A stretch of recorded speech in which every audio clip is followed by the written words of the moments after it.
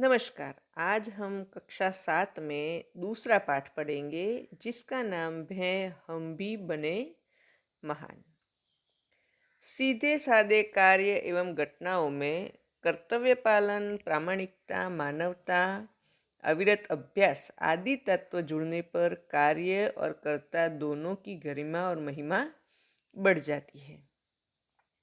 प्रस्तुत इकाई में स्वामी विवेकानंद, गोपाल कृष्ण गोखले, सचिन तेंदुलकर और हजरत अली के जीवन से जुड़े कुछ प्रसंग दिए गए हैं जिनमें उनकी महानता के कुछ बुनियादी गुण द्रष्टव्य दिखाई देते हैं। यही गुण हमारे जीवन के लिए प्रेरणा पीयूष है। ऐसे गुणों को अपनाकर हम भी महान बन सकते हैं। तो इस पाठ में हम स्वामी विवेकानंद, गोपाल कृष्ण गोखले, सचिन तेंदुलकर और हजरत अली के जीवन से जुड़े कुछ प्रसंग पढ़ेंगे जिसमें हमें उनके गुण दिखाई देते हैं जो मूलभूत बुनियादी गुण है वह। और यही गुण हमारे जीवन को क्या देंगे? प्रेरणा देंगे। तो हम अब पाठ को पढ़ेंगे। सबसे पहला पाठ है, उसका नाम है कर्तव्य। मेले में सब खिलौने ले रहे थे। तब नरेंद्र नामक एक लड़के ने 2 रुपए का एक शिवलिंग खरीदा। अब भी उसके पास एक चवन्नी बची थी। एक लड़के को रोते देखकर नरेंद्र ने उससे पूछा, क्यों रो रहे हो? लड़के ने कहा, मेरे पास एक चवन्नी थी, कहीं गिर गई। अब मेरी माँ मुझे बहुत पीटेगी। तो नरेंद्र नाम का लड़का है जो मेले में गया है और मेले में सब खिलौने ले रहे हैं, लेकिन इस लड़के ने क्या खरीदा? 2 रुपए का एक शिवलिंग खरीदा। और शिवलिंग खरीदने के बाद उसके पास एक चवन्नी बची थी। एक लड़के को रोते देखकर नरेंद्र ने पूछा, तुम क्यों रो रहे हो? तो लड़के ने जवाब दिया कि मेरे पास एक चवन्नी थी, वो कहीं गिर गई। अब मेरी माँ मुझे बहुत पीटेगी, मुझे बहुत मारेगी। चवन्नी का अर्थ है 4 आने का सिक्का।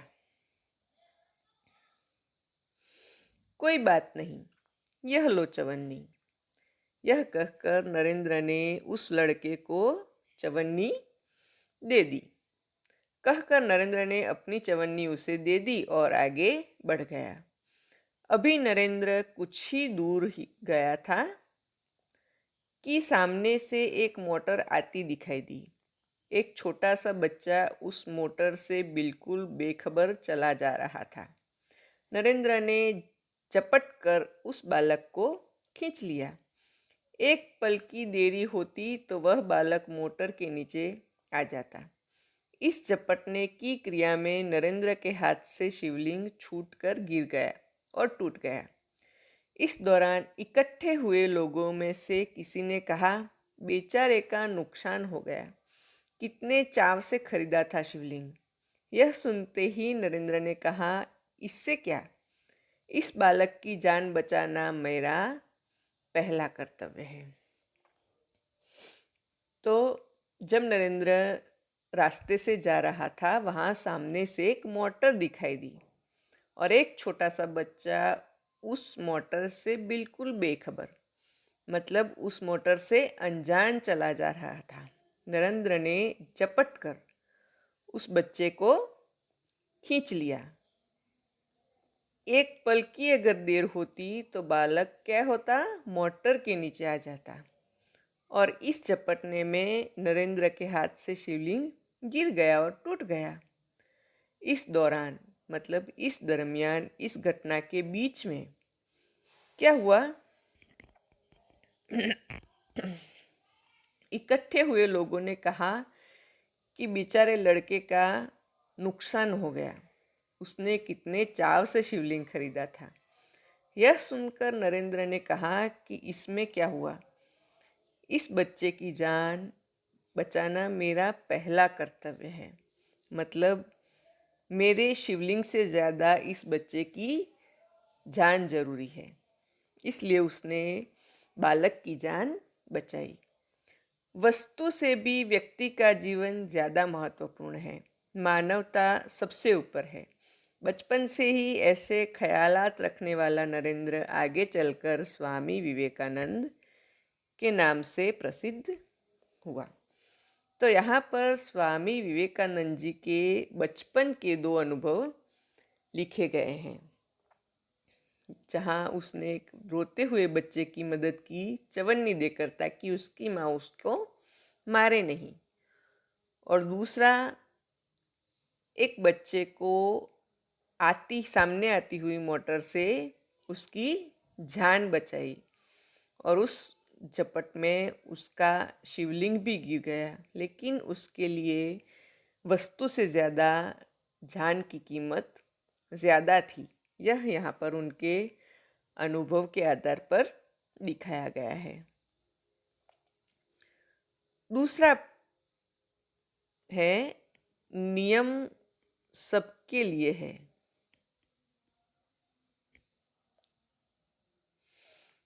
बात सन 1885 की है। पूना के न्यू इंग्लिश हाई स्कूल में समारोह हो रहा था। प्रमुख द्वार पर एक स्वयंसेवक नियुक्त किया था, जिसे यह कर्तव्य भार दिया गया था कि आने वाले अतिथियों के निमंत्रण पत्र देखकर उन्हें सभास्थल पर यथास्थान बिठा दे। उस समारोह के मुख्य अतिथि थे मुख्य न्यायाधीश महादेव गोविंद रानड़े। जैसे ही वह विद्यालय के द्वार पर पहुंचे, वैसे ही स्वयंसेवक ने उन्हें अंदर आने से शालीनतापूर्वक रोक दिया और निमंत्रण पत्र की मांग की। यहाँ पर 1885 में पूना के न्यू इंग्लिश स्कूल में समारोह था, मतलब उत्सव था। जैसे हम करते हैं ना एनुअल फंक्शन, वैसे ही। तो प्रमुख द्वार मतलब प्रवेश द्वार पर एक स्वयंसेवक था। जो स्वयंसेवक का मतलब है जो सेवा की भावना से काम करता है, उसे नियुक्त किया गया था। और उसका कर्तव्य यह था कि आने वाले अतिथियों के निमंत्रण पत्र देखकर उनको सभा में यथास्थान पर, मतलब उनके लिए जो स्थान नियुक्त किया गया है वहाँ पर बिठा दिया जाए। उस समारोह के मुख्य अतिथि थे मुख्य न्यायाधीश महादेव गोविंद रानड़े।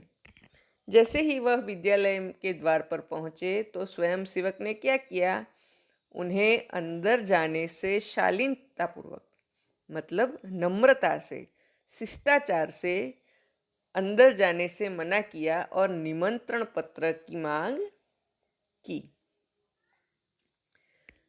बेटा, मेरे पास तो निमंत्रण पत्र नहीं है, रानड़े जी ने कहा। क्षमा करें, तब आप अंदर प्रवेश न कर सकेंगे। स्वयंसेवक ने नम्रतापूर्वक उत्तर दिया। तो प्रमुख अतिथि ने कि मेरे पास तो निमंत्रण पत्र नहीं है। तब स्वयंसेवक ने नम्रतापूर्वक कहा कि आप मुझे क्षमा करें, लेकिन आप अंदर नहीं जा सकेंगे। द्वार पर रानड़े को देखकर स्वागत समिति के कई सदस्य आ गए और उन्हें मंच की ओर ले जाने का प्रयास करने लगे। पर स्वयंसेवक ने आगे बढ़कर कहा, श्रीमान, मेरे कार्य में यदि स्वागत समिति के सदस्य ही रोड़ा अटकाएंगे तो फिर मैं अपना कर्तव्य कैसे निभा सकूंगा। कोई भी अतिथि हो, उसके पास निमंत्रण पत्र होना ही चाहिए। भेदभाव की नीति मुझसे नहीं बरती जाएगी। अब रानड़े जी को देखकर स्वागत समिति के जो सदस्य थे वह उन्हें मंच पर लेने के लिए आ गए, लेकिन स्वयं सेवक ने आगे आकर उनसे कहा कि मेरे कार्य में अगर स्वागत समिति के सदस्य ही रोड़ा डालेंगे, मतलब मेरे काम में अड़चन खड़ी करेंगे, तो मैं अपना कर्तव्य कैसे निभाऊंगा। कोई भी अतिथि हो उसके पास निमंत्रण होना ही चाहिए और यह भेदभाव की नीति मुझसे नहीं हो पाएगी। यह स्वयंसेवक आगे बढ़कर गोपाल कृष्ण गोखले के नाम से प्रसिद्ध हुआ और देश की बड़ी सेवा की। तो यह अनुभव गोपाल कृष्ण गोखले जी का जीवन का है। आगे है सफलता का रहस्य। अंडर 14 क्रिकेट टीम के कप्तान के रूप में एक लड़का अपनी टीम के साथ क्रिकेट मैच खेलने के लिए अहमदाबाद में आया था। उसकी टीम 5 स्टार होटल में ठहरी थी। सुबह उठते ही पूरी टीम कोच मैनेजर के साथ अल्पाहार के लिए तैयार थी। एकमात्र कप्तान नहीं दिखाई दे रहा था। उसे ढूंढने के लिए पूरी टीम लग गई, पर वह नहीं मिला। अंडर 14 का अर्थ है 14 साल की उम्र से कम उम्र का, और कप्तान का अर्थ है जो टीम का लीडर होता है वह कप्तान, आपको पता ही है। तो क्रिकेट टीम में अंडर 14 टीम का जो कप्तान था वह लड़का अपनी टीम के साथ क्रिकेट खेलने के लिए अहमदाबाद में आया था और उसकी टीम रुकी थी 5 स्टार होटल में। सुबह उठते ही पूरी टीम कोच मैनेजर के साथ अल्पाहार के लिए तैयार हो गई। कोच मतलब प्रशिक्षक और मैनेजर वो है प्रबंधक, और जो प्रशिक्षक थे, जो मैनेजर थे, उनके साथ अल्पाहार के लिए मतलब नाश्ते के लिए तैयार थी पूरी टीम। एकमात्र कप्तान नहीं दिखाई दे रहा था। उसे ढूंढने के लिए पूरी टीम लग गई, पर वह नहीं मिला। बाद में किसी ने जाकर उससे के कमरे की गैलरी में देखा तो वह एक हाथ से गेंद फेंक रहा था और जो ही गेंद दीवार से टकराकर वापस आती थी तो दूसरे हाथ से बल्ले से गेंद को खेल रहा था। साथी खिलाड़ी टीम में शामिल होने पर ही संतुष्ट थे, लेकिन वह कप्तान होकर भी सारी रात अपने आप अभ्यास करता रहा। उसका अभ्यास एवं क्रिकेट के प्रति लगाव देखकर कोच मैनेजर और सभी साथी खिलाड़ी दंग रह गए। तो वह लड़का क्या कर रहा था, तो उसके किसी साथी ने देखा गैलरी में कि वह एक हाथ से गेंद फेंक रहा था और जब वह गेंद दीवार से टकराकर वापस आती थी तो उस गेंद को बल्ले से मारता था। साथी खिलाड़ी टीम में शामिल होकर संतुष्ट थे, खुश थे, लेकिन वह कप्तान था, फिर भी रात भर अपने आप अभ्यास करता था और उसका अभ्यास एवं क्रिकेट के प्रति लगाव देखकर कोच मैनेजर और सभी साथी खिलाड़ी दंग रह गए, मतलब आश्चर्यचकित रह गए। आगे चलकर इसी लड़के ने क्रिकेट जगत में अद्वितीय सफलता प्राप्त की। कई विश्व रिकॉर्ड उसके कदम चूमने लगे। किसी ने उसकी सफलता का रहस्य पूछा तो बड़ी विनम्रता से उत्तर दिया कि मैं हर मैच 3 बार खेलता हूँ। पहले अभ्यास के रूप में, दूसरी बार सचमुच मैदान में, तथापि मैच के बाद मूल्यांकन व सुधार आवश्यकता के रूप में खेलता हूँ। तो आगे चलकर इस लड़के ने क्रिकेट जगत में अद्वितीय सफलता प्राप्त की।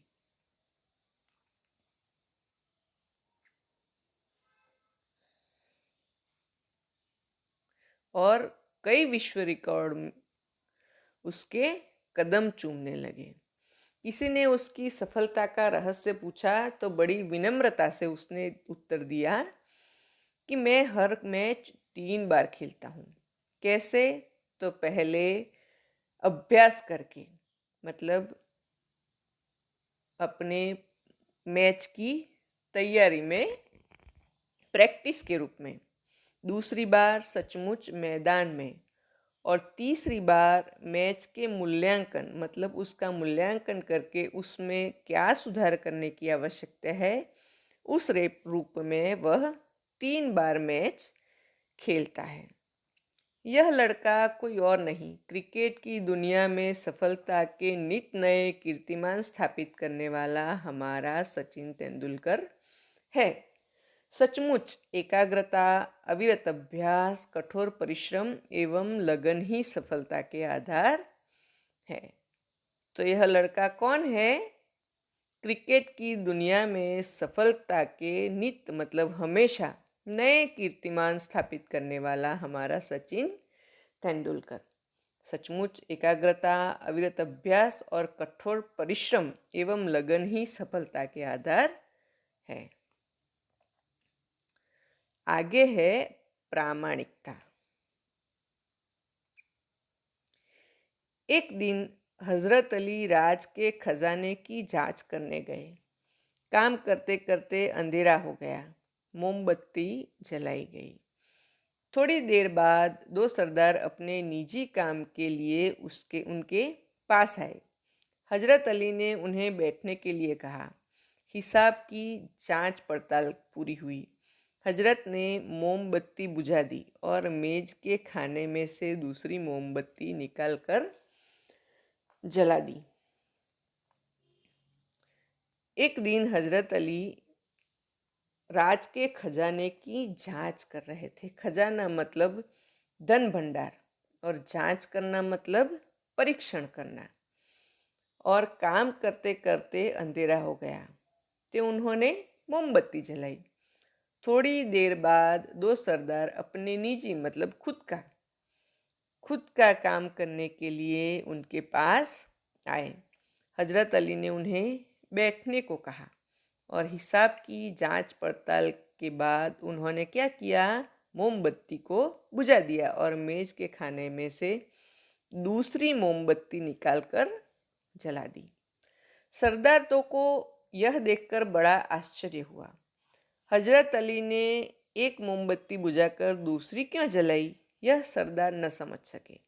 एक सरदार ने बड़ी नम्रता से हजरत अली से पूछा।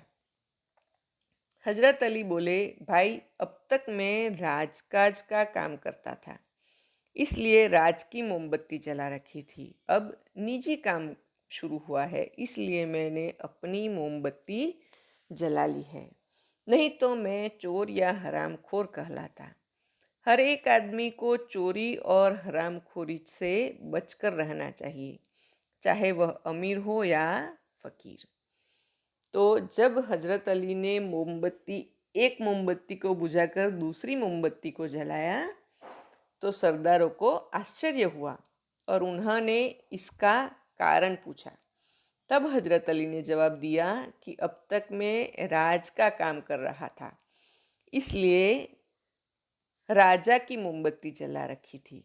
लेकिन अब मैं अपना काम कर रहा हूँ, खुद का काम कर रहा हूँ, इसलिए ये मैंने अपनी मोमबत्ती जलाई है। नहीं तो मैं क्या कहलाता? चोर या हरामखोर। हरामखोर का अर्थ है हराम का माल खाने वाला। हर आदमी को चोरी और हरामखोरी से बचकर रहना चाहिए, चाहे वो पैसे वाला हो, अमीर हो या गरीब हो। देखने में तो यह बात बहुत छोटी सी लगती है, पर है बड़े महत्व की। अब हम आज़ाद हो गए हैं। राजकाज का काम तभी अच्छी तरह से चल सकता है जब लोगों में इस तरह की प्रामाणिकता हो। हमारे पुरखों ने कहा है, माँ गृधः कस्य स्विद्नदनम, किसी के धन माल की लालसा मत करो। यह मनुष्य के लिए सबसे बड़ी सीख है। तो यह बात देखने में सुनने में बहुत छोटी है, लेकिन बहुत महत्वपूर्ण है। अब हम आज़ाद हो गए हैं। राजकाज तभी अच्छी तरह से चल सकता है जब लोग हमेशा प्रामाणिकता से ही काम करें। हमारे पुरखों ने क्या कहा है? माँ गृदः कस्यचित् धनम, मतलब किसी के भी माल या धन की लालसा नहीं करनी चाहिए। यही मनुष्य के जीवन की सबसे बड़ी सीख है। अब आए हैं शब्दार्थ। नुकसान का अर्थ है हानि। नुकसान का अर्थ है हानि। ख्याल का अर्थ है विचार। स्वयं सेवक का अर्थ है अपने आप सेवा करने वाला। नियुक्त का अर्थ है काम पर लगाया गया। कर्तव्य भार का अर्थ है उचित काम की जिम्मेदारी। प्रयास का अर्थ है प्रयत्न। सदस्य का अर्थ है सभासद। भेदभाव का अर्थ है व्यवहार में अंतर। प्रसिद्ध का अर्थ है विख्यात। अल्पाहार का अर्थ है नाश्ता। रहस्य का अर्थ है गुप्त भेद। खजाना का अर्थ है धन भंडार। जांच का अर्थ है परीक्षण। हरामखोर का अर्थ है हराम का माल खाने वाला। अमीर का अर्थ है धनवान। पुरखा का अर्थ है पूर्वज। यहाँ पर हमारा पाठ और शब्दार्थ पूरे होते हैं। अभ्यास और स्वाध्याय हम अगले पीरियड में देखेंगे।